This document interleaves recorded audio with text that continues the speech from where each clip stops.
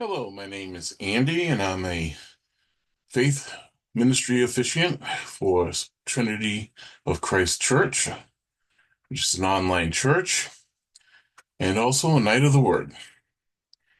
And today we're going to do a study on Genesis, and we'll be doing chapter 1. So I hope you'll enjoy the story. I'm going to share the story up on the screen so you can see that what I'm reading is what I'm reading.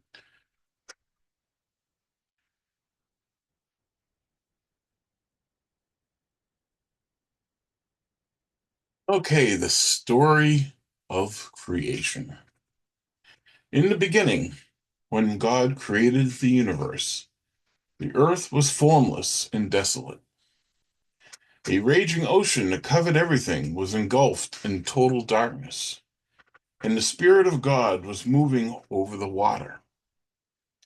Then God commanded, "Let there be light," and light appeared.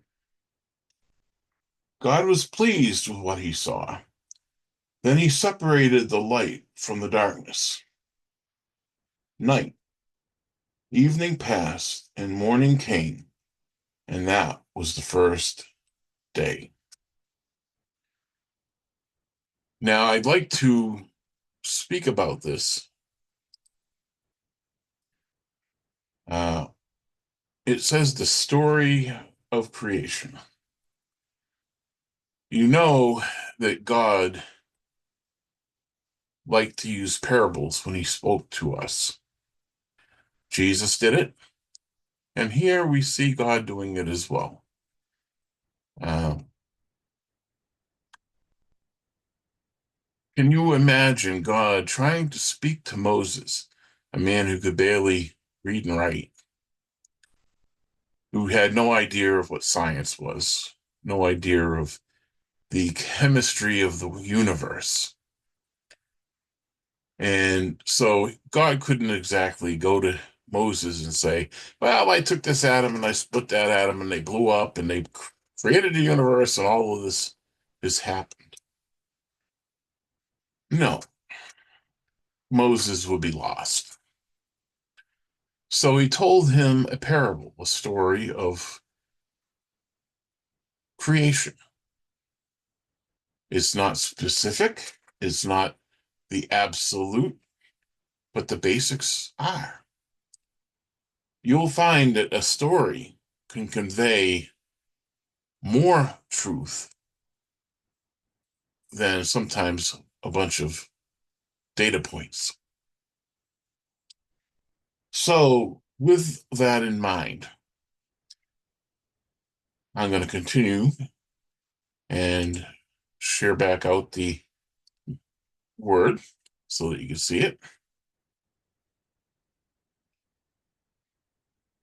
So, here we have God, who is in existence before the earth was created, the universe was created, and he speaks it into life. He says, "Let there be light," and there was light.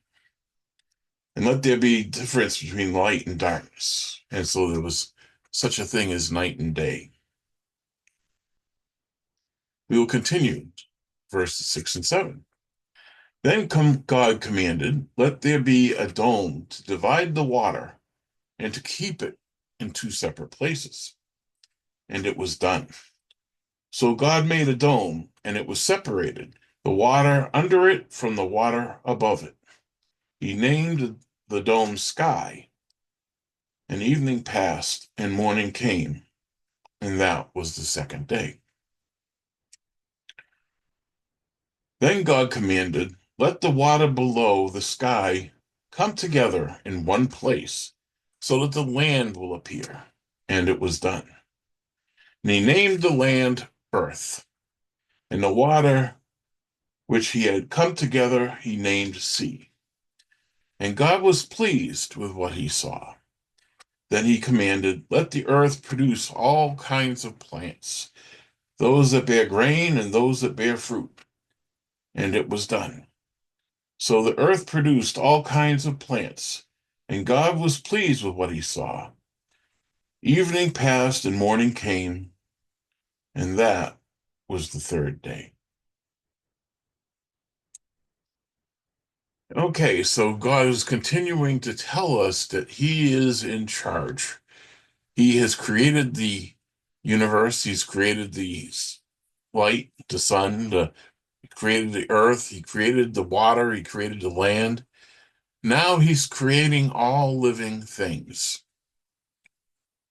And He's establishing who He is and what He is. And that is a creator, a builder, a uh, God who gives life. And let's not get stuck on the particulars because, like I said, God is telling Moses the story to write it down so that, future generations will understand who he is and what he can do. And that is what we should be pulling from the story of Genesis. Then God commanded, "Let lights appear in the sky to separate the day from the night, and to show the time when days, years, and religious festivals begin. They will shine in the sky to give light to the earth." And it was done. So God made the two larger lights, the sun to rule the day and the moon to rule over the night. He also made the stars. He placed the lights in the sky to shine on the earth, to rule over the day and the night, and to separate light from darkness. And God was pleased with what he saw. And evening passed and morning came, and that was the fourth day. Now, we appear to have 4 days, and the first day was before the earth was made. So you have to ask yourself, what is a day to God? It is not wrong to believe in the literal translation that God created the earth in 7 days, but I don't believe that that is his intention of this story. The intention of this story is to show us who he is and who we are and what our relationship is with him.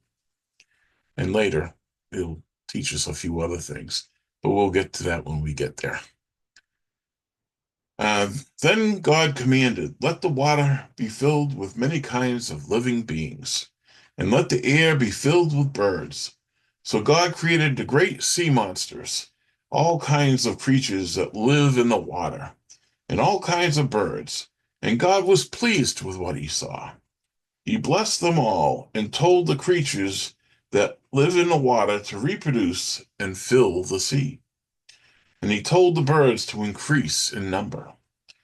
Evening passed and morning came, and that was the fifth day.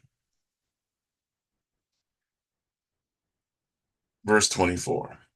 Then God commanded, "Let the earth produce all kinds of animal life, domestic and wild, large and small." And it was done. So God made them all, and he was pleased with what he saw.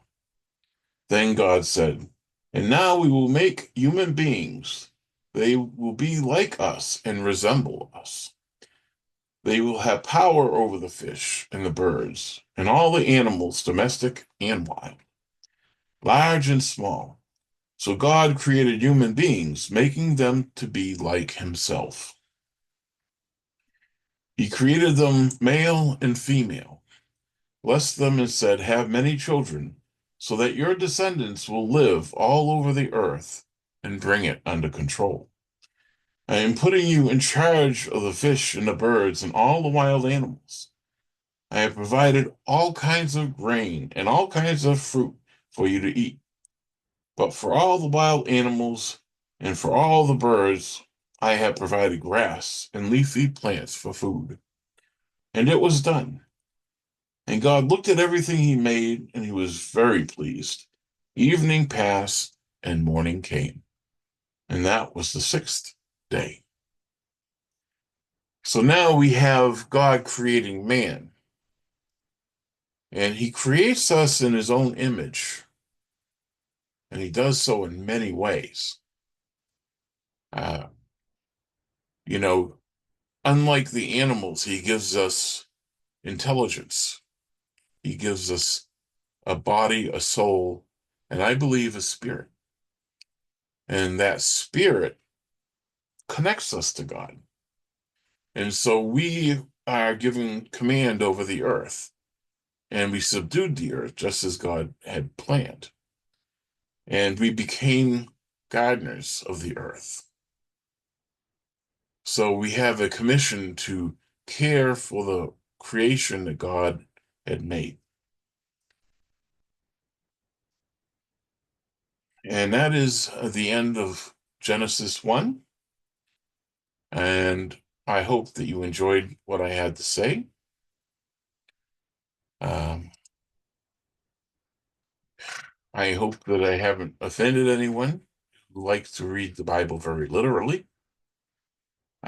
But understand that if Jesus is God and Jesus taught with parables, why wouldn't he not, to Moses when he was just starting out? You know,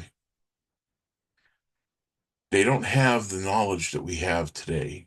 And even then, the knowledge we have today is nothing compared to God.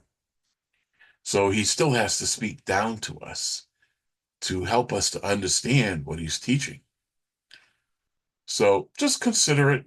You don't have to abandon the literal interpretation, but I think that you will find that sometimes parables can be more true and have more lessons than just a literal translation. God bless. Have a great day. And I hope I was able to help you to see things a little deeper. Amen.